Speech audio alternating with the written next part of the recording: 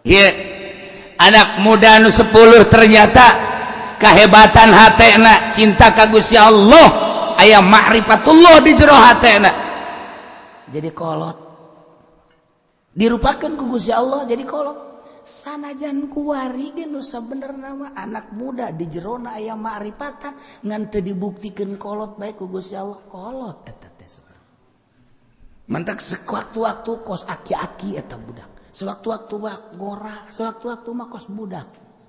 Eta teh jelema lain sambarangan, lamun aya jelema kos kitu, ka eta lain jelema sambarangan.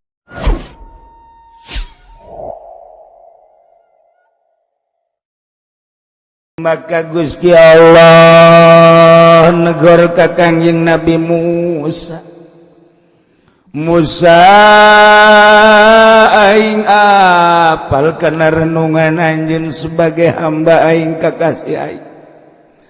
Renungan anjeun teh ku aing diperhatikeun Musa, ku ari mah ku maneh disurtil bae tina kaum ratusan ribu manusia anu nyembah Nabi Luka aing teu sakabehna Musa. Coba teangan saloba 70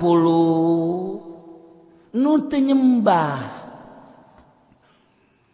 Coba teangan ku Kangjeng Nabi Musa teh dulur kamari keur waktu aya Musa Samiri mawa anak sapi anu menang ngamodip tidak perhiasan kaum Kipti haju di sararembah. Coba cek Kangjeng Nabi Musa nu teu milu nyembah aya sabaraha coba. Kangjeng Nabi Musa ngasruk ternyata bener aya 70 urang. Masya Allah. Tina 500.000 manusia 70 nu teu nyembah. 500.000 manusia 70. Sabaraha persen coba? Sabaraha persen? Ya Allah ya Rabbi. Kumpulkan coba nu 70 coba ka dieu kabeh kumpul kabeh nu 70. Kakarak aya 60. 10 deui cek Gusti Allah. Teangan. Begitu diteangan anak muda. 10 masih pemuda keneh, Masya Allah. Umuran bangsa 17-18 tahun anak muda. Anu teu milu nyembah ka anak sapi ane kapedek 10 kadi cek kadi anak muda Masya Allah ya 10 sore ku Kangjeng Nabi Musa nu 70 dikumpulkeun pemuda kunaon tuh ketika ku Kangjeng Nabi Musa kaistimewaan ieu kaistimewaan ketika ku Kangjeng Nabi Musa dek dibeat dek dibawa munajat aneh eta nu 70 isuk-isuk jadi kolot kabeh. Kolot. Nu tadina mah kakarake kumisna bulu jarum. Janggot bulu jarum. Budak kuari mah teh nyaho bulu jarum. Nya teh nyaho ka manukan. Baheula mah urang ngapan osok asal aya manuk mamawa bae tuh. Kut. Aju cek nu kadua pen. Anu udah kata aing dulu aing mantas aing boncit gitu kan baheula budak kuari mah teh nyaho kuari mah meuli bae manuk boga duit teu boga duit maling tarolo ajawan gula mah aja kajawan jasa jujurna aju kurang di deuleu manuk di mana coba nyayangna oh di tangkal anu sana bisa naik coba naik Engke 5 poe naik, oh kemarin geus endogan, sabaraha endogna? Kakarak aya 2, kesam udah, oh geus endogan, sabaraha endogna? Aya 5, oh kuari keur dikereman, tuh baheula mah. Mun aya 5an sering hiji, lamun aya 5 kebeneran ieu teh ngan tiluan, engke 2 nu hiji saurang. Babari baheula mah. Terus dikereman didaontongan. Haju dicirian, ditangkalna, tak bae make asal aya nu kos kitu berarti geus aya nu boga. Batur ge datang ka dinya, oh geus aya nu boga nyaun, jujur jasa baheula mah. Geus aya tandaan tah tangkal, aya manukan di barang dieu geus aya nu boga tah tandana. Geus didaekeun. Masyaallah eta nikmat amat hirup di zaman eta tah. Zaman jujur, kuari.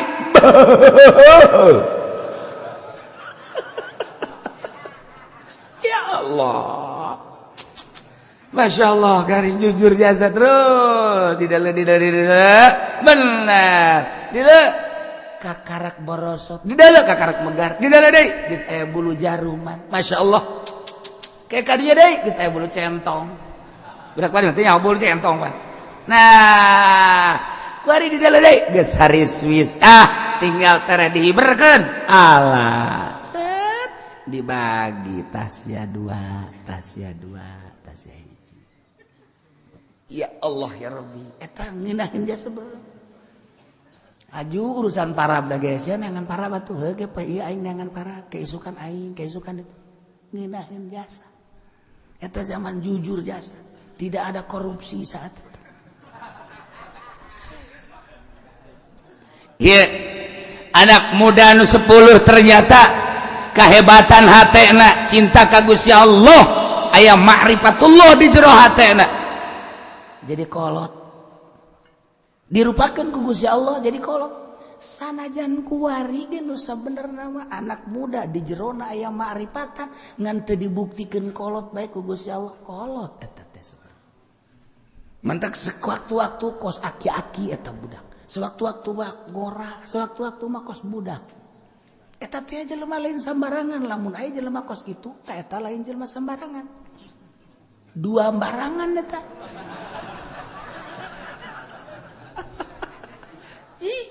sebab naon eta kumaha keur mantengna hate lamun keur manteng ka Gusti Allah kolot kajen gua kumaha ge kajen ting budak belasan tahun kolot lamun keur biasa-biasa kadeureuna ngora lamun kabeneran nyana neuleuh awewe anak muda deui biasa deui bae itu no problem biasa hese aju nyana bogo atuh urusan bogo mah bukan urusan asmara mansa wali kos itu utama urusan rahasia bogoh nage lain bogoh cara ente Masya Allah dadamelan Allah gelis amat tuh muji syukur ka Allah nu jorejeng nu gelis ge sebenarnya mah sarua dadamelan Allah ngan eta mah budak dibere kaleuwihan we mudah-mudahan we bogoheun ka aing tuh kan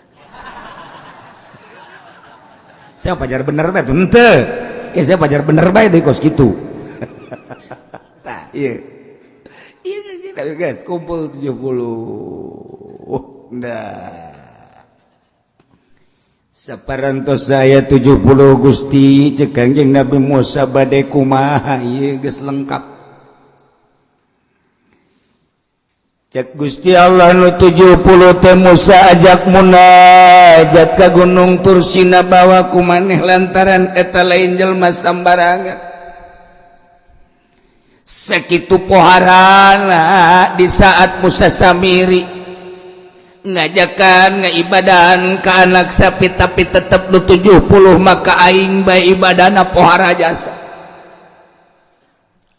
haju sanggeusna diajak munajat maksudna deuk naon diwarah deuk diwarah naku sebab naon cek Kangjeng Nabi Musa lantaran nyana cicing bae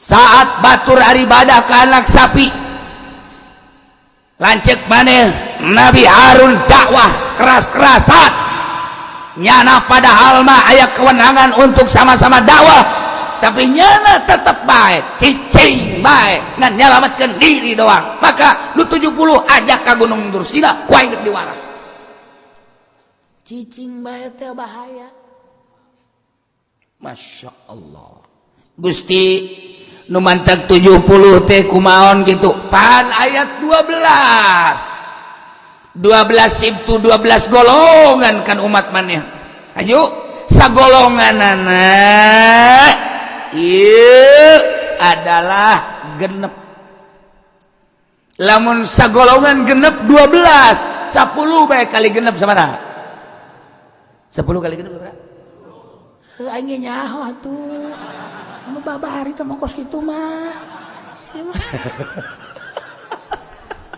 tinggal lu 2 kali genep tuh bener pinter dah nah jadi genep 10 jeung 12 sabaraha 72 Gusti sedangkan Gusti nitah teh 70 golongan abdi teh kapan aya 12 sagolongan dicokot genep ieu kan leuwih 2 ieu kumaha Gusti nu 2 nu hiji ngaranna Kalib nu hiji de ngaranna Yusa eta mah antep ulah diajak munajat kunaon Gusti aya rahasia ke ditukang masyaallah geus dibejakeun ka Gusti Allah nu mantap kami mah geus pernah zarah ka Kangjeng Nabi Yusa alaihissalam di Yordan panjang kuburanna ge penerus Kangjeng Nabi Musa tah ieu dongengna tah 12 golongan satu golongan cokot genep memang aya nagengan sakitu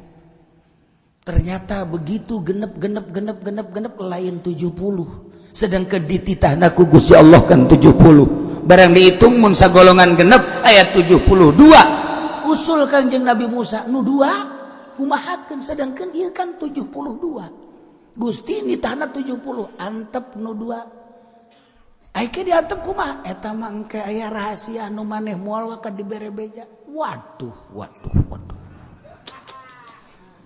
Cak Kanjeng Nabi Musa pohara. Setelah kumpul tina genep-genep sagolongan Yusa jeung Ki Kalib mah dinasehatan ku Kanjeng Nabi Musa. Instruksi ti Gusti Allah Yusa jeung Kalib anjeun mah cicing bae di dieu teu meunang diajak munajat ka Gunung Tursina aduh cek Yusa jeung Kalib mah nya si bakam itu bisa diajak munajat ieu instruksi ti Gusti Allah teu bisa tetep pangusulkeun ka Gusti Allah ieu mah geus ulah loba omong sia geus ti Gusti Allah na kitu usul masa sih pan anjeun mah kalimullah bisa langsung bicara jeung Allah pangusulkeun diusulkeun ku Kanjeng Nabi Musa Gusti nu dua ge hayang milu kudu kumaha menanganina Gusti cek Gusti Allah Musa bejakeun jai ujung-ujungna mah kapan menang rahmat jeung ridho aing sanajan nyana teu milu munajat ka Gunung Tursina tetep nyana sarua menang karidoan jeung rahmatna sarua jeung nu munajat bejakeun ganjaranna malah leuwih gede tibatan nu milu ka ditu keuna cicing bae teh aya rahasia barang dibejakeun ku Kanjeng Nabi Musa seperti eta mangga atuh ai kos kitu maja ujung-ujungna mah hayang ge rahmat jeung ridho ku Gusti Allah diulahkeun mah jeung aya rahasia anu encan dibejakeun mangga kami mah geus diimah bae nu 70 berangkat jeung Kanjeng Nabi Musa alaihissalam Masya Allah diabadikeun di Al-Quran ieu ayat waqtara Musa qaumahu 70 rajula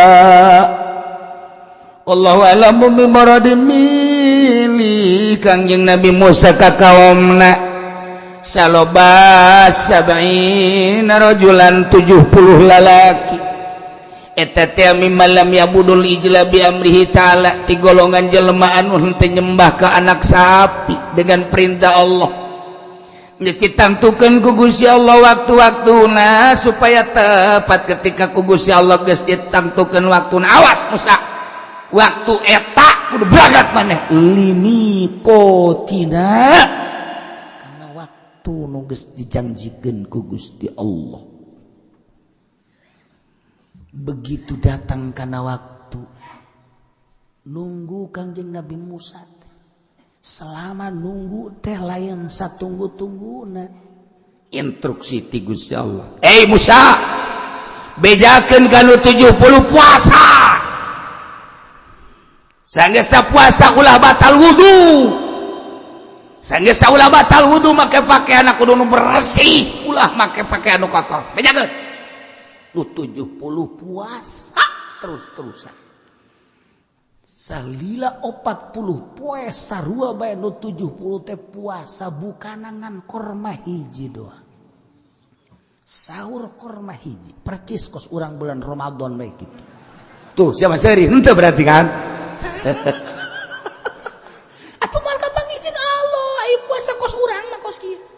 yang menang Lailatul Qadar di mana horeng jabukan ge boho kopi aya teh manis aya rujak aya karujak-rujak asem aya naonan atuh Masya Allah ngebreng-breng di dinya deki biar kapanggih jeung Allah atau maka kapanggih jeung rujak tah 40 poe Musa puasa nurut nu 7 poe jam memang geus boga keyakinan ka Gusti Allah batur nyembah ka pedetnya nama henteu kita puasa mantap jasa bukana cukup korma hiji sahur korma hiji siap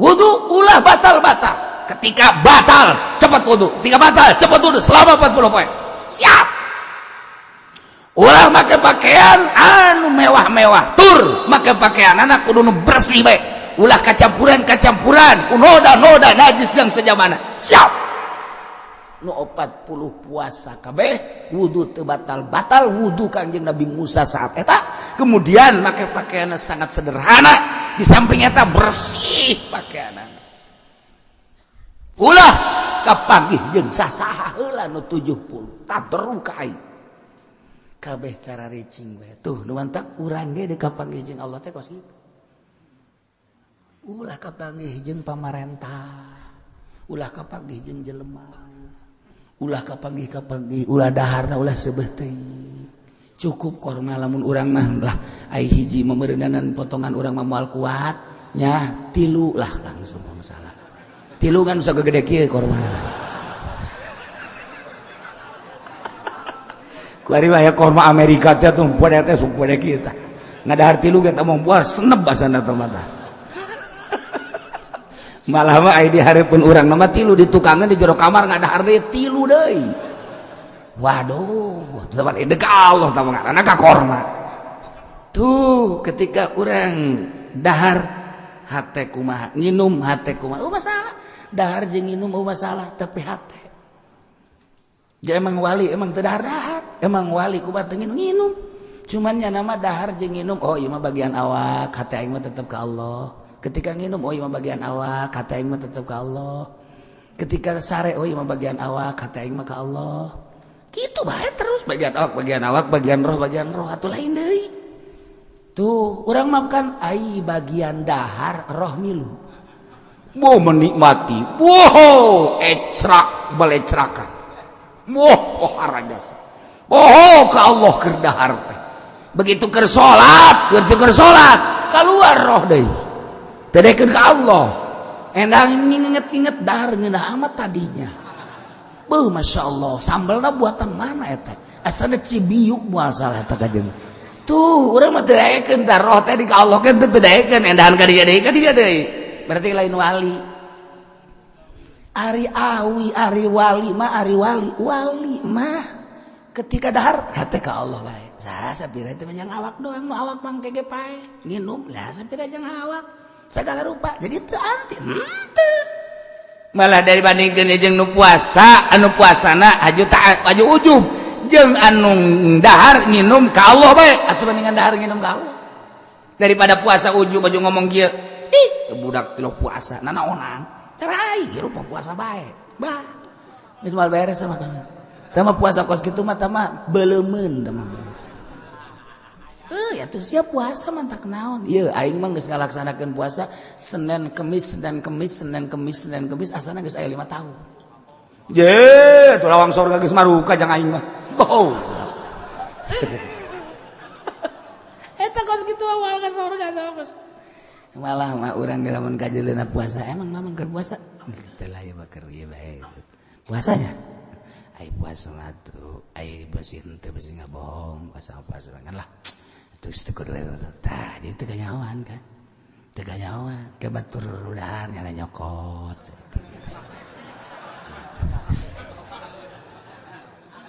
maksudnya henteu nyokot doang abeh teu kadele puasa tapi teu didahar henteu dicekel we kitu tah set mun kue teh mun roti nyekel nyana ge nyekel tapi teu didahar abeh kadeuna ulah kos tu puasa ke pribumi ka jero diwapeu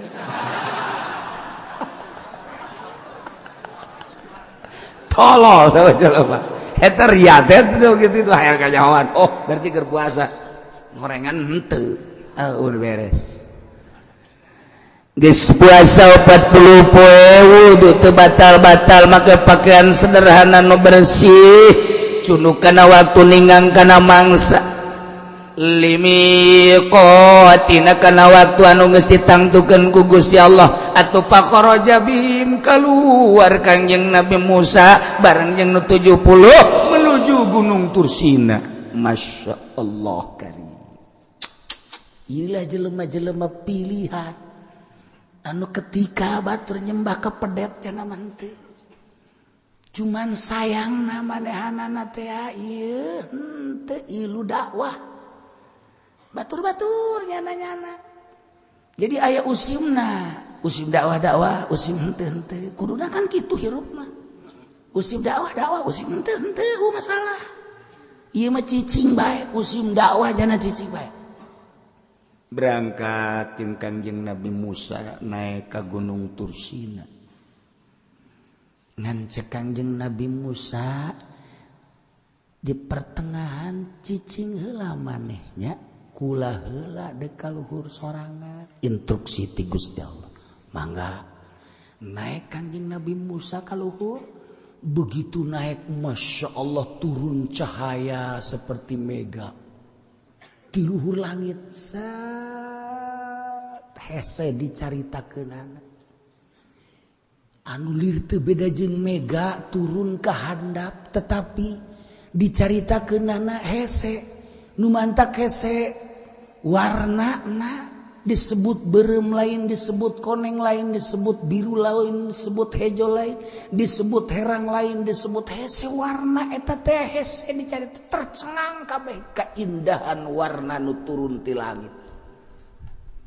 Kakara Kangjeng Nabi Musa ngawean nyauran yap kadia ayo gerak kadeh narae kabeh narae asup ke jero mega eta mun cara mega cahaya nu luar biasa. Masya Allah karim.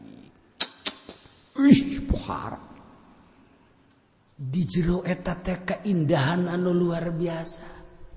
Kabeh sararujud ku nikmat-nikmatna 70-an brek dikersakeun ku Gusti Allah teh bisa ngadenge nyana teh mukalamahna Kangjeng Nabi Musa jeung Gusti Allah. Kangjeng Nabi Musa teh mukalamah jeung Gusti Allah aya instruksi kadenge teh kudu 70-an if'al la taf'al kerjakan anu jangan dikerjakan anu pagawe anu pigawean anu ulah dipigawean eta nu 70 ngadengekeun nikmat luar biasa hanya ngadengekeun ge lain ngadengekeun lain ngadengekeun sunan kitu ngaranna bahasa Allah ngadengekeun ge suara Kangjeng Nabi Musa anu kadengekeun mukalamah jeung Gusti Allah sakitu nikmat. Pohara jasa ngeunah da lain lalagaan nikmat pohara jasa geus lila langsung naik deui ka luhur eta si cahaya mega kabeh bersyukur kuminah-ngeunah teh ngadenge munajat Kangjeng Nabi Musa. Urang mun ngadenge doa para wali bae kan ngeunah. Urang ngadenge babacaan wali Allah emang teu ngeunaheun babacaan nama eta-eta kena tapi penyentuh umat hate. Doana para wali padahal mah doana eta-eta kena kok tersentuh hate urang kunaon? Sebab nyanana langsung jeung Gusti Allah. Urang doa nama eta kene babacaan eta kene tapi kok indah amat. Quran mun dibaca ku wali Allah urang ngadengekeun ngeunaheun amat. Ko lain deui sih. Lain tina suara, lain tina makhraj, lain tina gaya, tetapi aya keindahan tersendiri ngadengekeun wali Allah maca Quran teh lain deui kunaon eta? Hatena langsung jeung Gusti Allah. Urang ngadengekeun qori ngeunaheun tetapi datang ka ceuli doa. Saindah-indahna jeung sangeunah-ngeunahna, sabagus-bagusna makharijul hurufna datang ka ceuli doang. Carita nang ke di luar ngeunaheun nya ngaji bagusnya makhraj ngan seukur sakitu. Tapi ketika wali Allah maca Al-Qur'anul Karim rada lain deui saya nyebutkeunana kok tiis amat hate. Ketika ngadenge wali ngadoa kok ngeunaheun amat padahal mah eta-eta kene ieu cacak-cacak wali Allah atuh komo Kangjeng Nabi Musa. Geus teu bisa dibayangkeun. Nu mantang sahabat babarengan jeung Kangjeng Nabi kabeh jadi wali Allah. Ashabi kan nujub bi ayyim iqtadaitum ihtadaitum. Sahabat kaula lir teu beda jeung bintang di langit anu gemerlapan. Kabeh bercahaya atuh panu dituturkeun ka Kangjeng Nabi. Anu dikupingkeunana suara Kangjeng Nabi. Bi ayyihim iqtadaitum ka mana bae anjeun nuturkeun? Sahabat ihtadaitum bakal meunang pituduh. Jehe. Nu mantap urang teh lamun ngadengekeun kiai anu ko lain, kiai anu ko lain, kok kana hate jadi lain deui. Sok dengekeun kiai partai. Baliklah haridang. Kunaon teh teu eureun-eureun ngajakan ka Golkar mah seneb aing mah. Eta sia datang, eta si sok dibere duit. Oh, eta sia mah tolol, sakalian tolol bae aing mah. Seneb beda. Atuh komo ngupingkeun Kanjeng Nabi Musa. Ka kuping muka lamajeng Allah lain suara Allah na tapi suara Kanjeng Nabi Musa nu keur munajat ka Gusti Allah indah amat masya Allah. Kabeh cirambai cai mata lain sedih tapi nikmat. Bunga nu pohara luar biasa. Eueuh papadaan. Indah na pohara nu 70. Beuh pohara. Idinya barang geus eueuh eta cahaya teh tiba-tiba aya gempa anu pohara. Gempa gunung oyag-oyagan nyana raragagan padahal matas munajat ngadengi suara Kangjeng Nabi Musa nu indah tapi tiba-tiba ieu goncang gempa falamma akhadhathumur rajfatu qala rabbi law syi'ta ahlaktahum law syi'ta ahlaktahum min qabl wa iyyai atuhlikuna bima fa'ala sufa'u minna barang kakenaan ku goncangan gempa bumi anu dahsyat luar biasa. Nah make jeung digempakeun padahal mah mantas milu munajat aya naon ieu wallahu a'lam bissawab.